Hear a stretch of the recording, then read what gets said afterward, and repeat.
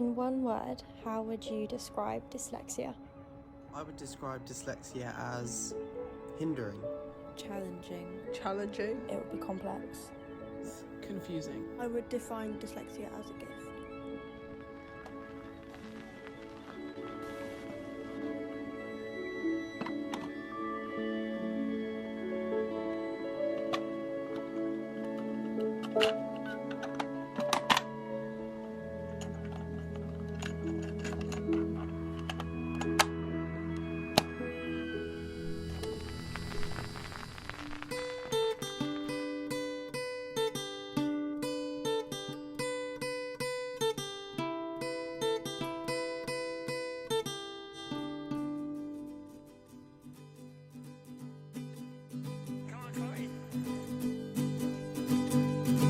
My baby's a sailboat captain at sea. We don't give a damn, we do as we please. My baby's a sailboat captain at sea. All I ever wanted was to make you happy, give you the truth, anything to make you love me, any more than you do.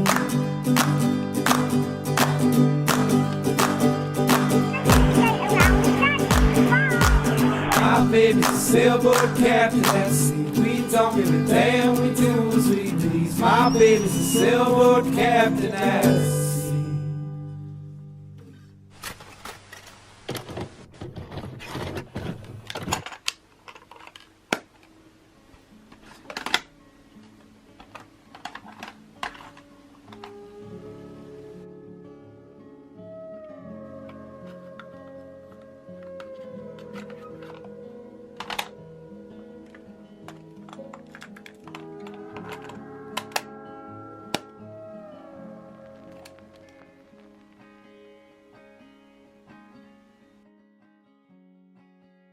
I was diagnosed with dyslexia when I was in year 5, so I would have been at the age of 9.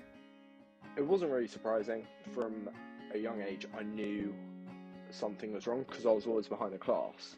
I guess I was sort of happy that I found out I was dyslexic. I think when I was diagnosed with dyslexia, there was sort of a sense of relief because it made sense as to why I was struggling.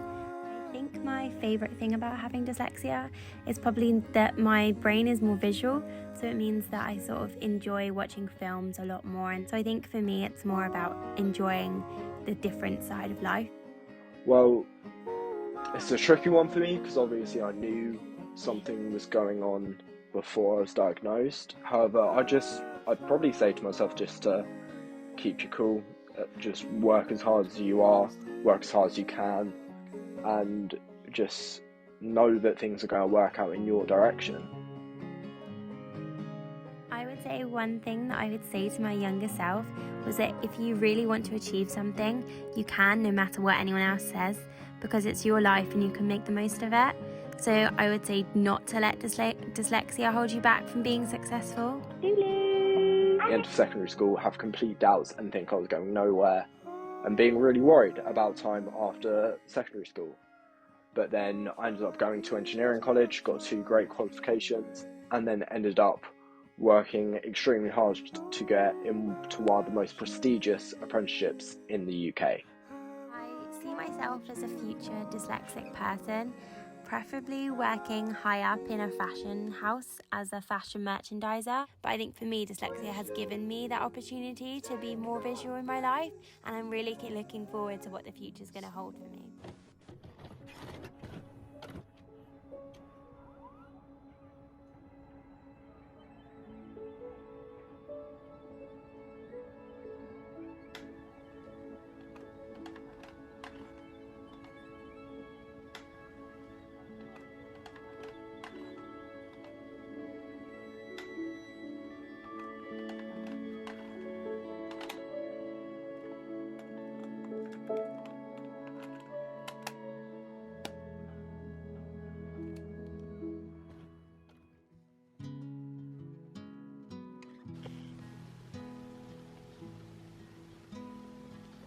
Okay.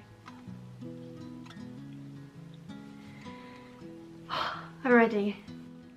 The future's really scary. I think the future is scary anyway, but for someone with dyslexia it's extremely daunting because you're suddenly alone in the world and you don't have those people that you've worked with, you know, in class for your whole life, who know you and know the way you work and know the way you are and the way you speak, and that's really daunting for me. And I think now in adulthood and having to fend for myself, I'm learning more that, you know, vocalizing I'm dyslexic and I need a reading pen, or I need software that reads to me.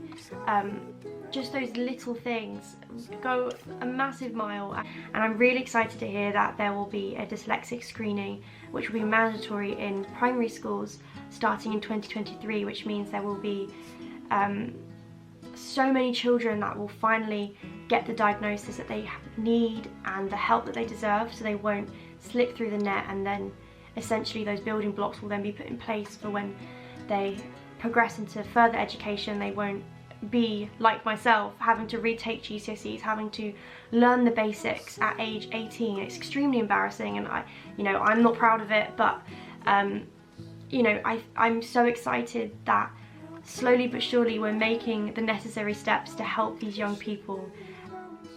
When you think of dyslexia, you instantly just think of negatives, and that is something I want to change, and that is something I want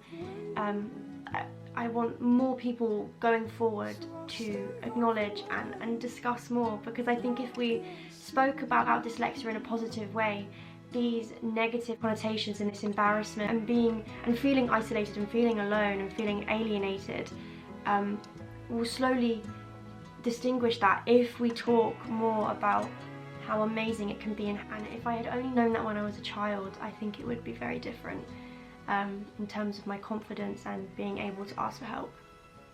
There are millions and millions of people like me, of fish out of water, and I always think what a world it would be if fish are no longer forced to climb trees.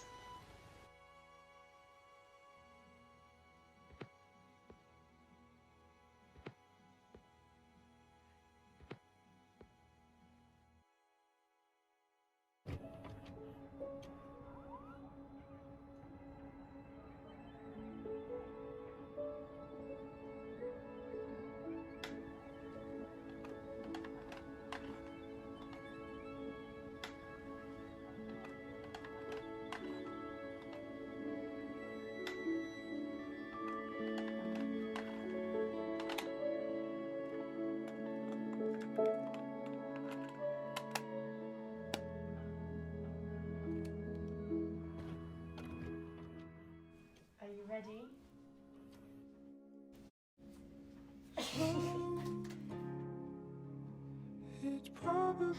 I think it was when she was very, very young, just up against other children in her class, and other kids would be sort of on bigger reading books.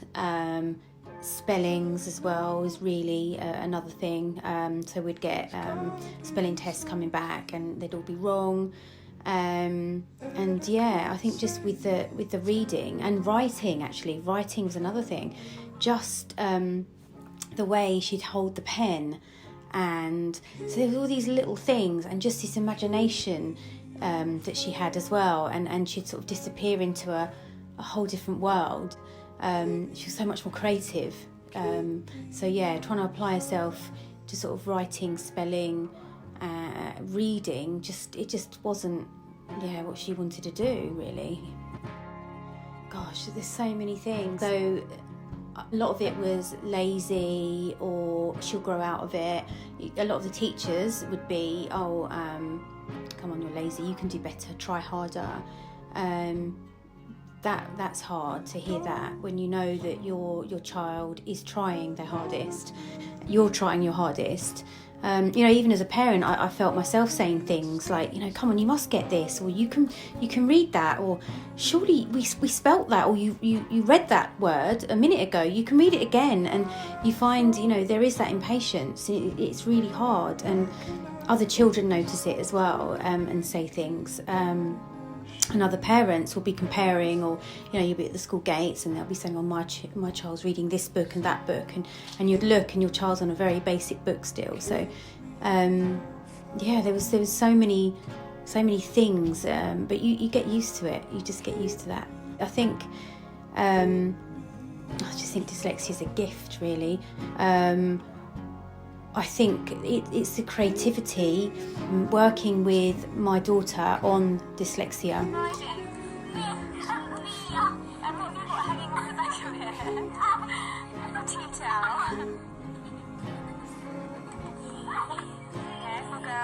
By the way they approach things, by the way they explain things and do things, they think so differently, they think outside the box. They're definitely people that you would want if you were running a company. You would want dyslexic people in your company. I think there was a time when we'd booked Disneyland Paris. Well, here, you've got to find the two words, here and here. I don't know why, but we'd picked a word game to kind of say that we're going to, that's where we're going as a surprise. And she had to sort of guess all the letters. So we gave her like a blank line of all the letters that actually spelt out Disneyland Paris. And we said, what begins with D? And you have to guess dog and whatever and put it in. But I think we very quickly realised that the dyslexia was there. She couldn't get it.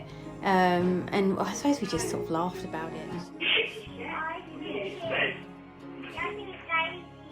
I think you've got it. I think you've got it. If you've got it, listen, you've got what? a very special prize. He's there. So Lulu's got a prize. What do you think you've got, Mummy?